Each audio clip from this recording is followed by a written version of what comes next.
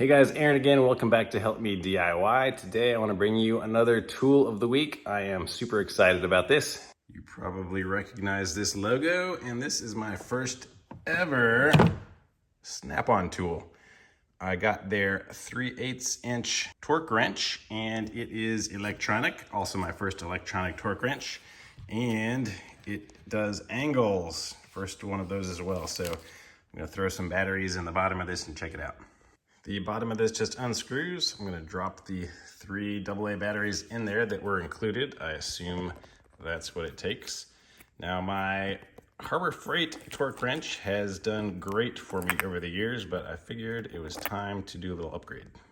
All right, it is powered on.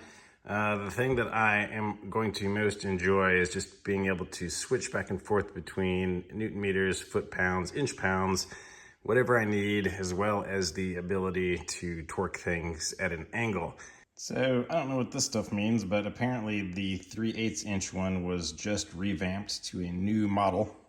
This is my little manual that came with it. Here is what all of these buttons do.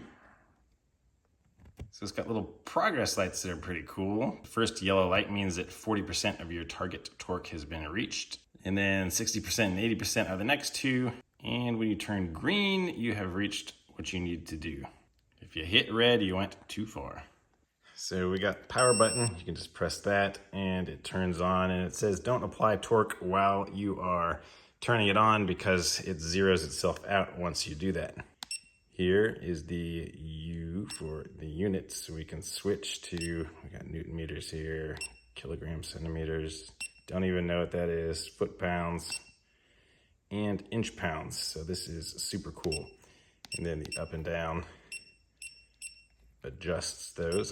So it looks like this maxes out at 1,500 inch pounds and goes as low as 60 inch pounds. All right, if I hold it in, yeah, it goes faster, which is nice, or else that would have taken forever. It's got a little backlight in case you're working at night. And this one right here changes the mode from an angled torquing to just your normal torque. So let's check it out. For foot pounds, we can go as low as 5 or as high as 125. All right, I'm gonna try this out for the first time. I usually do 96 foot pounds for this, but just to make it easier on myself, because I'm still crippled and sitting in a chair. We're gonna put this on here, and as soon as you start pressing, it reads out the torque values there for you. And there go the lights in order. And, oops, see, I went too far. I went up to, once you take the torque off, it tells you that you went up to 83. And then when it goes back off again, it allows you to do this. So yeah, once you start getting to the yellow, if you're being really accurate, then you start to be more careful. And when you let off, it lets you know the maximum torque you reached. So that is pretty freaking cool. Oh, and it looks like that little 2 up there in the corner and the little M at the bottom might be memory. So it remembers the last 2 times you did it. So I'll have to read the instructions and see how to toggle through those. Okay, I was close. That number at the top is the mode cycle count. That tells you how many times that the peak torque has been reached while you are doing this, and that M is indeed a memory icon. So until you turn this off or switch modes, it'll keep incrementing that mode cycle. So each time you reach the torque, it'll tell you how many times that happened. So let me wake this thing back up and see if I can figure out how to read the memory. So it still has memory, it still says that it happened twice. So it says that you hold in the enter button. Oh, this is the enter button up here. Hold it in for 3 seconds and you're gonna get this main menu, and then you can scroll through here. It says that show data displays the stored torque and angle data. So I think that's what we want. So let me hit enter. Oh, yep, memory number 2 says 80 torque. And if I press the down arrow, and memory 1 here shows us the 83.6 foot-pounds where we over torqued it. So this is overkill, I think, but really cool. So I assume I can hit enter here to get back to this menu, yes. And if I wanted to clear those values, I would just select this. Yeah. All right, so our M already went away, you can see that. Change the language, settings, configure, you got all kinds of stuff in the menu here. So we will exit and we're back here. So this is actually a super handy feature for setting the head length. That's one of the first options in that menu. So if you put an extension on the torque wrench, it actually changes the torque that is being applied. So you can let your wrench know how long that extension is, and it recalibrates the actual torque that you are applying. So that one is awesome. Oh, and this next page shows an example of that. So if that's your offset, it is a positive offset, and you can even use it like this and have a negative offset so it knows what to do. That is pretty freaking cool. And it's starting to make sense why this thing is so dang much money.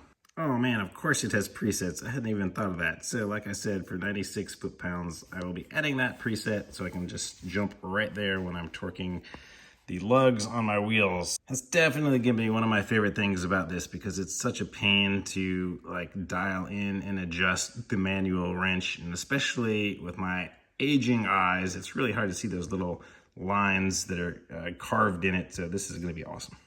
Yeah, after using the SnapOn tool, how the crap am I supposed to come back and read this? All right, so let's say I want to go to 96. It says if I hold the U button in for 3 seconds, it asks if I want to add it as a preset. Yes, I do. Oh, yeah. Oh, wait, there's more. So I can set the minimum torque, and this is when the green light is going to turn on. So let's say that I want it to go all the way up to 96. Let me hit enter. And then this is the maximum. So this is when the red light's gonna come on to tell you that you're over torquing it. So yeah, looks like a great default to me.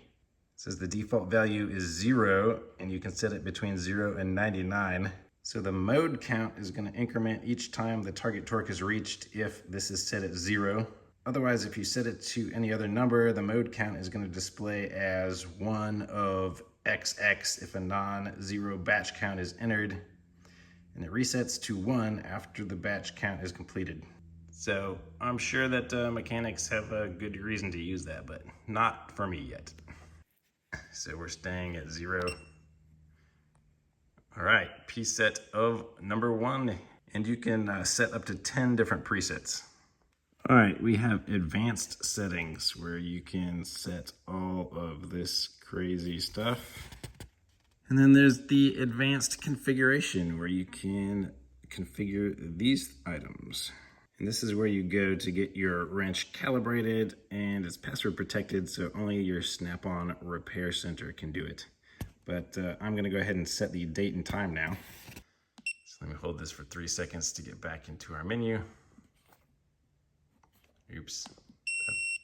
If you hold the power button in for 3 seconds, it turns it off. Hold enter in for 3 seconds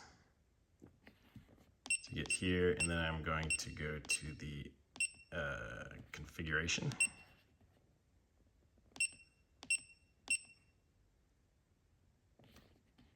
Set date and time.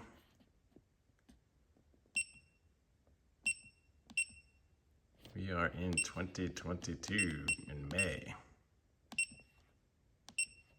And I don't even know what day it is. Let me check. All right, the 15th.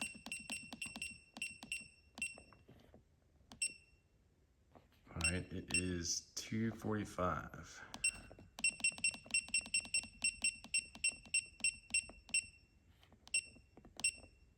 Now, why did I set the time and date on my torque wrench? I have no idea, because it was there. So hopefully you guys found this helpful. I know I'm gonna find this tool helpful. I can't really put a link to it. I think you have to buy them from SnapOn dealers or maybe Craigslist or something.